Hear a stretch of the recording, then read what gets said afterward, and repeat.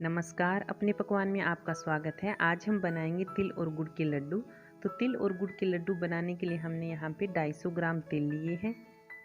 250 ग्राम ही हम गुड़ लेंगे। तो जितने हमने तिल लिए उतना ही हम गुड़ लेंगे। तो गुड़ को मैंने ऐसे बारीक बारीक टुकड़ों में काट लिया है। थोड़ी सी हम रोस्टेड मूंगफली लेंगे। मूंगफली को रोस्ट करके उसका छिलका निकाल लिया है। और 2 चम्मच हम यहाँ पे देसी घी लेंगे। सबसे पहले हम तिल को भूनेंगे, तो इसके लिए हम गैस के ऊपर एक कढ़ाई रखेंगे और गैस को ऑन करेंगे और इसके अंदर तिल डालेंगे।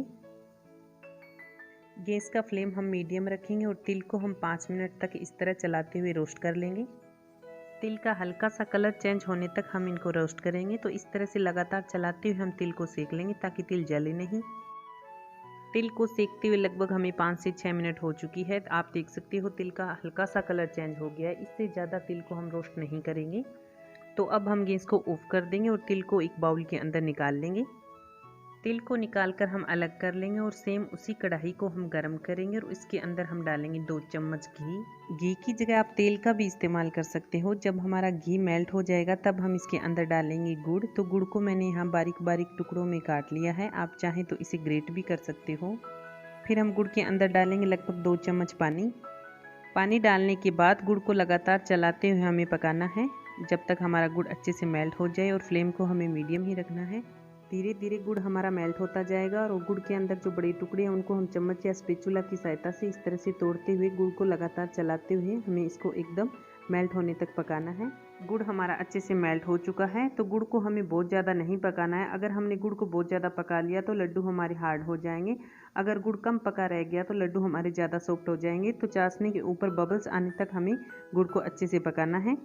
जब पूरी चाशनी के ऊपर अच्छे से झाग दिखने लगे इसका मतलब चाशनी हमारी पक गई है। या फिर आप ऐसा करें, एक कटोरी के अंदर ठंडा पानी लें और 1-2 बूंदे चाशनी की पानी के अंदर डालकर देखें। अगर गुड़ हमारा नहीं फैल रहा है इसका मतलब चाशनी हमारी परफेक्ट है। अब हम गैस की फ्लेम को लो कर देंगे और इसके अंदर हम डालेंगे जो भुनी हुई तिल है वो, और इसी के साथ हम जो भुनी हुई मूंगफली है वो डाल देंगे। तिल और मूंगफली डालने के बाद इसको हम गुड़ के अंदर जल्दी से मिक्स करेंगे और गैस का फ्लेम हम ऑफ कर देंगे। इसे हम जल्दी से मिक्स करेंगे, नहीं तो गुड़ जमना स्टार्ट हो जाएगा। जैसे जैसे गुड़ ठंडा होता जाएगा वैसे वैसे जमना शुरू हो जाएगा। तो इस प्रोसेस को हम बहुत फास्ट करेंगे।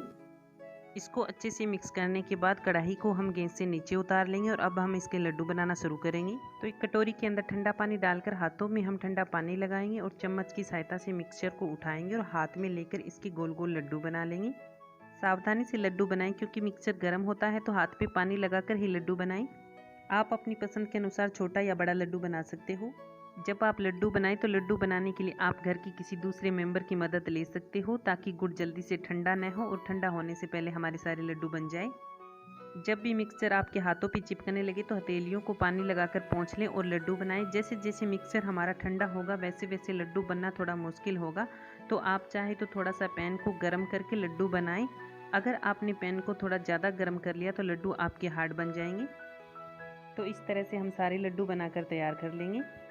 तो लीजिए, हमारे तिल और गुड़ के लड्डू बनकर तैयार है। और हमेशा की तरह आज का वीडियो आपको अच्छा लगा तो प्लीज़ मेरी वीडियो के नीचे लाइक का बटन क्लिक करें और मेरे चैनल को सब्सक्राइब करें। धन्यवाद।